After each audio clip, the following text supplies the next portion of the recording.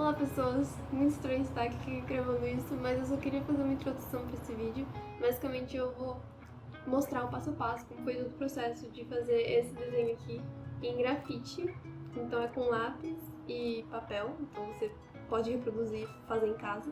Usar as mesmas técnicas e fazer em casa o seu desenho. No grafite eu gosto de puxar um pouco pro realismo, tentar fazer algo mais realista, porque você usa simplesmente as sombras, basicamente, da coisa. Como é um desenho só em preto e branco, é muito mais fácil usar essas sombras e deixar algo mais real. Então eu queria mostrar aqui o processo do desenho. Eu não tenho aqui o desenho físico pra mostrar pra vocês, porque foi uma encomenda e eu já entreguei essa encomenda. Mas é literalmente o mesmo processo que eu uso pra fazer os outros desenhozinhos que eu posto lá no meu Instagram.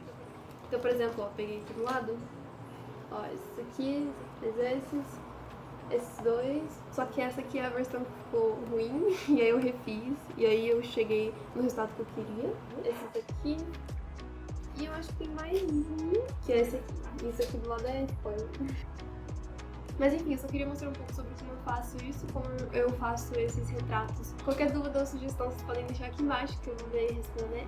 Eu acho que é isso, bora pro vídeo.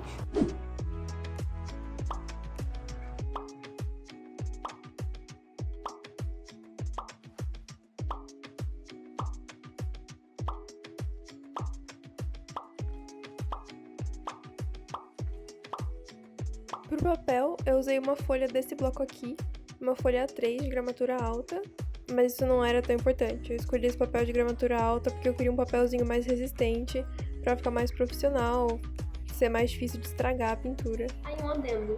Eu usei esse bando de material, mas é só porque era simplesmente o que tinha em casa. Você não precisa usar esse monte de coisa. Por exemplo, acho que todos os desenhos dos rostos ali que eu fiz naquele sketchbook, eu só usei essa lapiseira aqui 07, a borrachinha dela, que eu gosto muito de usar essas borrachas de trás de lapiseira, porque elas são bem precisas. Eu gosto de usar também esse esfuminho fino. É muito útil pra fazer sombra mais suave, mas você pode usar, por exemplo, um cotonete ou o seu dedo mesmo e uma borracha. Então, assim, tem muitas possibilidades. Eu usei esses materiais porque era o que eu tinha em casa, mas não é tudo necessário. Longe disso, você pode fazer e conseguir resultados tão bons quanto, ou resultados até melhores, simplesmente usando o que você tem aí. Eu só recomendo que tenha um lápis para esboço, que seja bem clarinho, e um lápis forte pra fazer essas sombras, porque assim você consegue criar esse contraste e deixar o desenho mais realista. Mas então era isso que eu queria falar aqui, podem continuar com o vídeo.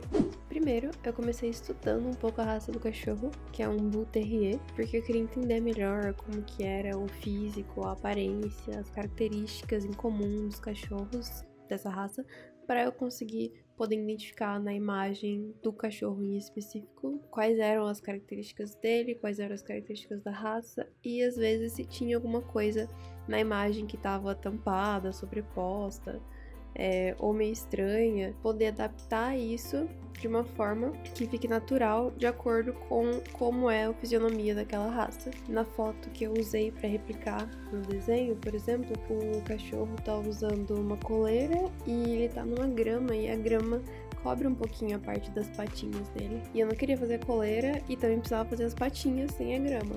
Então eu usei essa base de como era o animal, como é o cachorro, como é o Bull Terrier, para me ajudar nessas adaptações.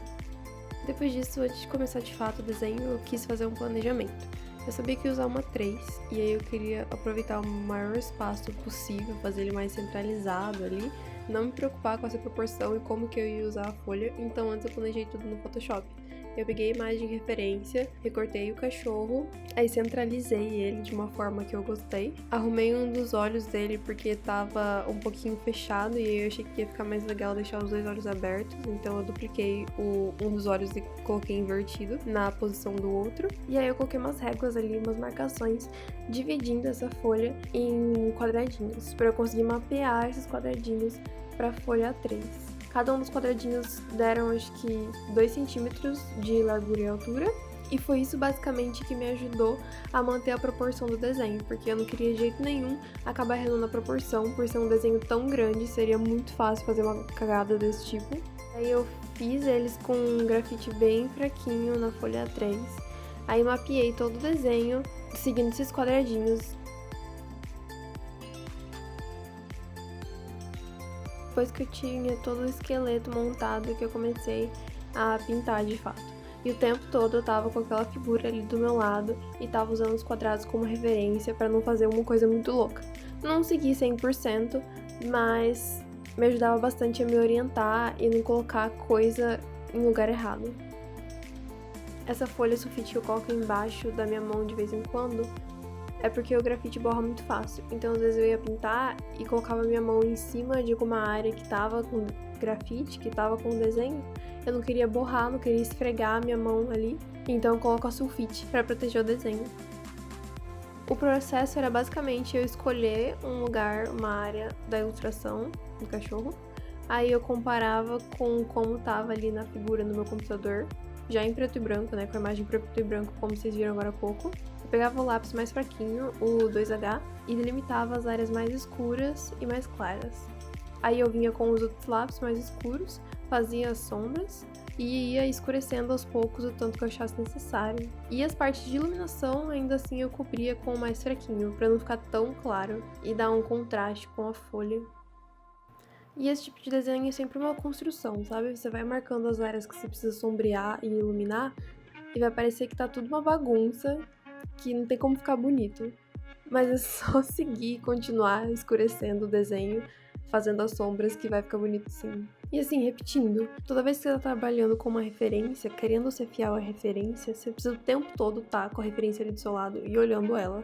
Eu fiz um curso de desenho um tempo atrás que falava que se você quer fazer um desenho fiel mesmo, você tem que olhar mais pra referência do que pro seu desenho, porque senão você vai desenhar coisa desproporcional, vai desenhar coisa errada. Então eu tava tentando me atentar bastante a isso. Eu olhava o tempo todo pra referência, pra imagem que tava do meu lado, pra ter certeza que eu tava acertando nas cores.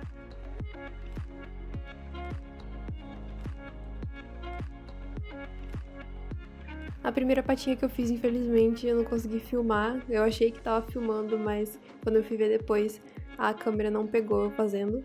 Então por isso que do nada ela apareceu pronta. Mas o resto acho que dá pra ver tudo.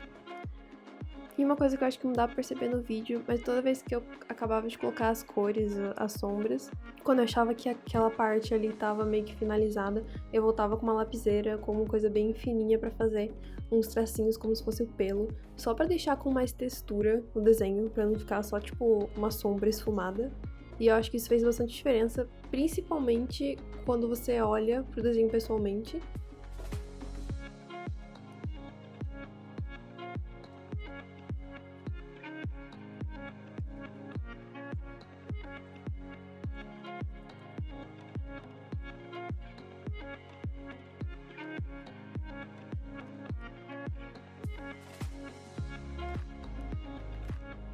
Aí tava praticamente pronto, eu girei o desenho todo passando a borracha nas extremidades e fui com um lápis e com a lapiseira fazendo esse aspecto mais de pelo no canto do desenho todo. E foi esse resultado. Comentem aqui embaixo o que vocês acharam, se tiverem alguma dúvida podem deixar aqui embaixo também. E se você gostou de assistir, não esquece de curtir o vídeo e se inscrever no meu canal, que eu pretendo postar mais coisas assim por aqui. E até o próximo vídeo!